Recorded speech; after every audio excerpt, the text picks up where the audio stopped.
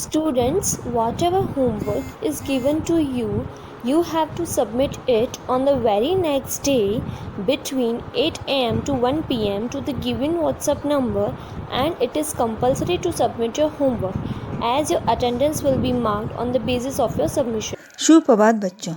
बच्चों, पार्ट 11 उसी से ठंडा उसी से गर्म का आपने एनिमेशन देखा। अब यही पार्ट हम अपनी पाठ्य पुस्तक में पढ़ेंगे और समझेंगे।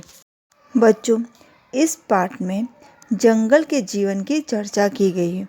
यह एक वैज्ञानिक कहानी है।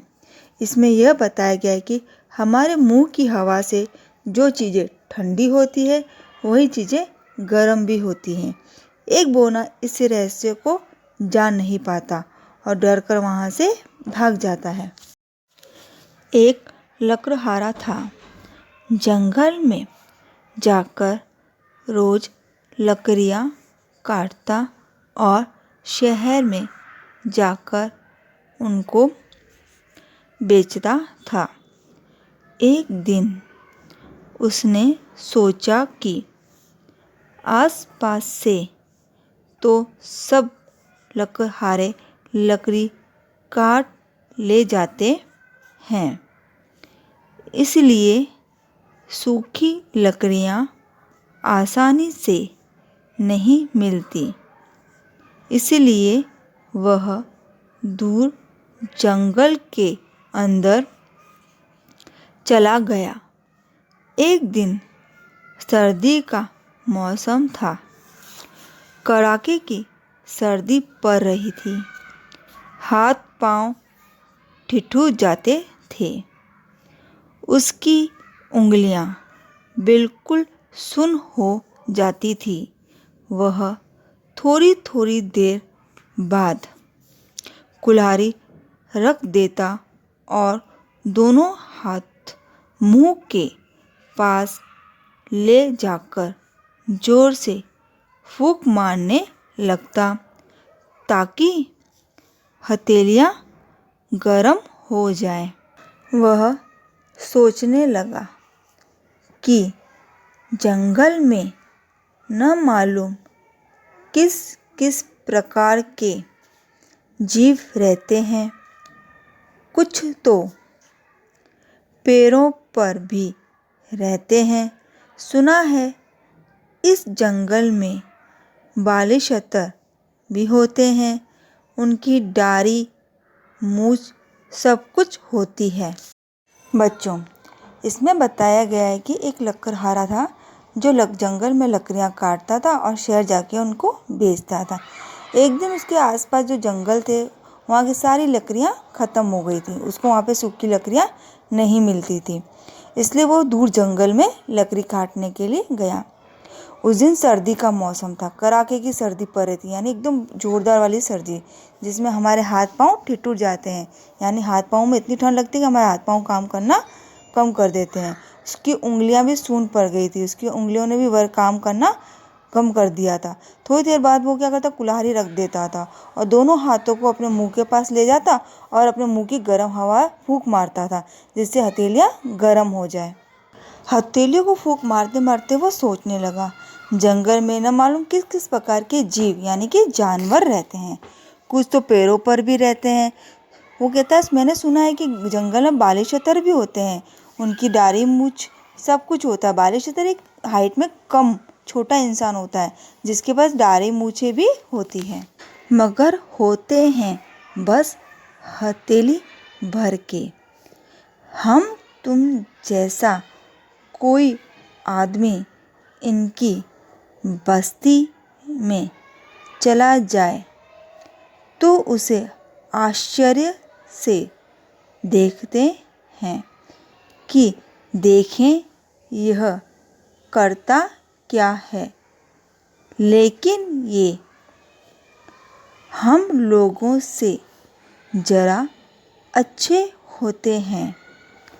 इनके लड़के किसी परदेसी को सताते नहीं, न उन पर तालियां बजाते हैं और न पत्थर फेंकते हैं। हमारे यहाँ तो अच्छे बच्चे भी ऐसा नहीं करते, लेकिन उनके यहाँ तो सभी अच्छे होते हैं। बच्चों, लेखक डॉक्टर जाकिर हुसैन हमें बालीशतर के स्वभाव के बारे में बताते हैं कि इनकी दाढ़ी मूछें सब होती हो, लेकिन ये हमारे हथेली के जितने ही होते हैं।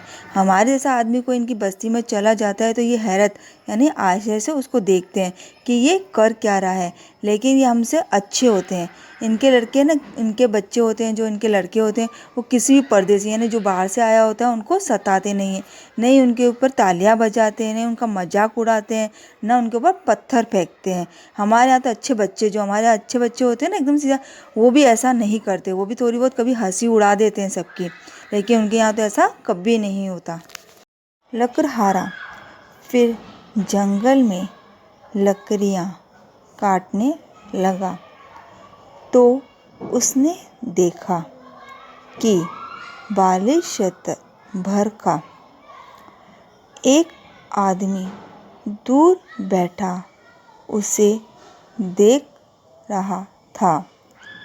मियाँ बालीशतर ने देखा कि लकड़हारा बार बार हाथों को फूंकता है, तो वह सोचने लगा कि यह क्या बात है।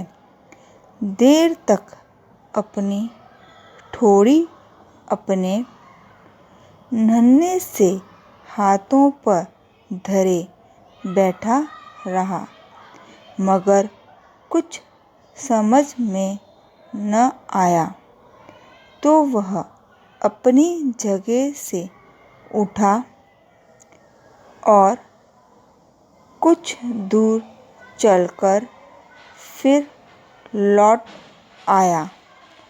सोचने लगा कि न मालूम कहीं पूछने से यह आदमी बुरा न मान जाए, मगर फिर जब न रहा गया तब वह ठुमक ठुमक कर लकड़हारे के पास गया और बोला, बुरा न मानो तो एक बात पूछना चाहता हूँ।